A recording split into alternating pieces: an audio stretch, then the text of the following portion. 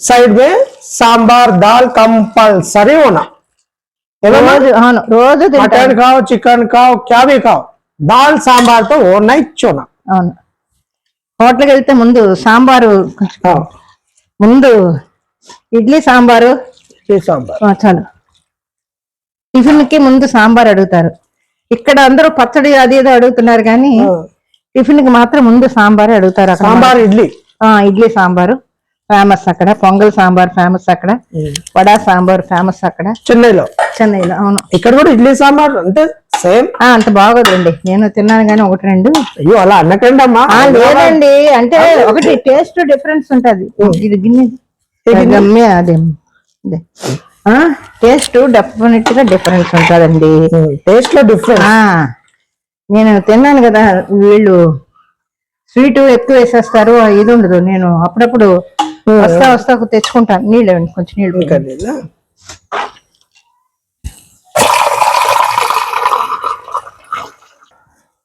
ఇదిగోండి ముఖ్యంగా చెన్నై సాంబార్కి ఇంగువ మీరు ఇంగు అంటారు మేము ఇంగువ మెయిన్ తర్వాత ఇదిగోండి బెల్లం మొక్క బెల్లాన్ని ఏమంటారు మీరు జాంగ్రీ గుల్ అంతే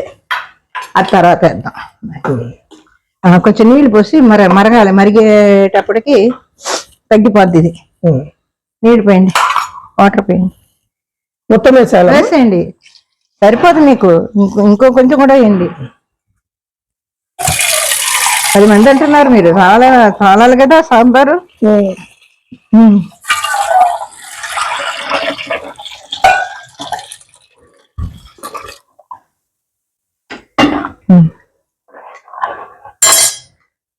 వేసేయండి వద్దండి మరిగిన తర్వాత వేసుకుందాంలేండి లేకపోతే కొంచెం మరగాలి కదా అప్పుడు వేసుకుందాం అలాగే సరిపోదు వేయాలి ఇంకా నీళ్ళు వేయాలి మూత పెట్టేసి ఫుల్ సింగ్ లో పెట్టేయండి అది ఉడకాలి అవన్నీ ఉడకాలి పెట్టండి చెప్పండి ఇదిగోండి అలాగా వేసుకొని మూత పెట్టేసి బాగా ఉడికిపోవాలి లేదు ఇంకా ఈజీ చేసుకోవాలనుకున్నప్పుడు మనం పప్పు ఉడకబెట్టుకునేటప్పుడే కూరగాయలన్నీ ఒక గిన్నెలు వేసి ఇంకో స్టవ్ మీద పెట్టుకొని ఉడకబెట్టుకుంటే మీకు రెండు ఈజీ అయిపోయింది ఇప్పుడు ఈ క్షణంలో నాకు అయిపోయి ఉండేది అనమాట పక్కన కనుక నేను ఉడకబెట్టి పెట్టుకొని ఉంటే ఈ ఉడకాలి మెత్తగా ఉడకాలి చూసుకొని అప్పుడు దించుకోండి ఆ తర్వాత పప్పు వేద్దాం అదే వెజిటేబుల్ तरकारी पूरा पकने तक उबालने तक पकाना इसको అదే